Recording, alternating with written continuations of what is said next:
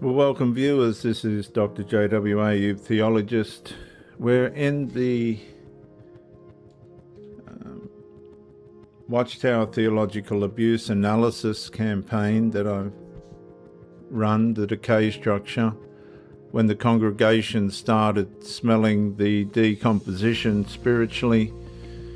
At first, nobody says it openly, they only feel it. Something inside the congregation no longer feels spiritually clean anymore, not outwardly. The meetings still run on schedule. The Kingdom Hall still sounds polished. The brothers still smile at the doors, so do the sisters. But underneath the spiritual routine, another atmosphere now quietly hangs over the congregation itself. The slow smell of hidden decomposition everyone senses, but nobody fully wants to acknowledge spiritually. A married elder publicly comments about moral cleanness while privately deleting explicit conversations with a sister from another congregation before his wife wakes up beside him. A pioneer sister secretly waits all week for assembly assignments simply to see someone else's husband again. A ministerial servant quietly adjusts congregation accounts while internally justifying small theft, hidden dishonesty and financial manipulation beneath years of faithful service, apparently. And nobody outwardly collapses, and this is what makes the atmosphere increasingly horrifying. Inside performance religious governed institutions like the Watchtower working through Kingdom Halls and propaganda, corruption rarely destroys the structure immediately. It rots quietly underneath it while the appearance remains spiritually operational above it. And the Watchtower self keeps preserving the image inside the Jehovah's Witness, and yet the real self keeps decaying underneath the maintenance of it all. The atmosphere now teaches survival through concealment of yourself. Protect the congregation reputation, hide the sinful appetite, manage your sinful fantasies, delete the sinful messages, and control your appearance.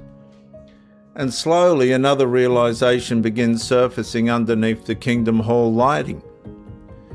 People no longer gather primarily to know one another honestly.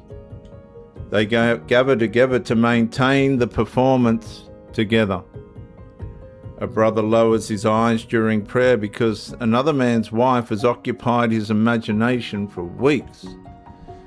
A sister secretly compares the warmth of hidden emotional attachment to the emotional distance inside her own marriage every night after the meetings. Someone watches pornography after returning home from ministry, then comments publicly the next morning about loyalty and spiritual endurance.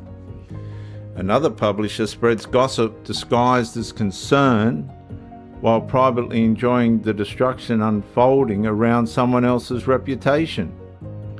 And so the congregation still sounds spiritually alive, but underneath the spiritual language, lust survives, envy survives, greed survives, resentment survives, fantasy and manipulation survive, pride survives, rivalry survives, compulsive secrecy survives, hypocrisy survives, all beneath externally maintained righteousness. Yet the Watchtower and Bible Tract Society repeatedly reinforces visible spirituality, congregational cleanness, loyalty structures, organizational reputation, and moral discipline as evidence of remaining spiritually safe within, apparently, Jehovah's organization. Yet the scriptural witness presses into the rot directly. Luke 12:1 warns about hidden hypocrisy. Ecclesiastes 10:1 describes dead flies corrupting perfumed oil. Romans 7:18 exposes the inward contradiction still surviving beneath human effort. Oh well, another meeting ends. Publishers gather in small circles across the car park. lot beneath soft conversation and spiritual smiles. A brother secretly waits for one final message before driving home to his wife. Someone else quietly wonders how many people inside the congregation are now living double lives similar to their own. And somewhere underneath the carefully preserved spirituality, the congregation itself has already spiritually started smelling the decomposition nobody wants to admit is there. I'm Dr. JW, theologist since 1994. Like and subscribe to encourage me to continue. Comment to educate me. Share to help somebody else. I'll see you in the next talk.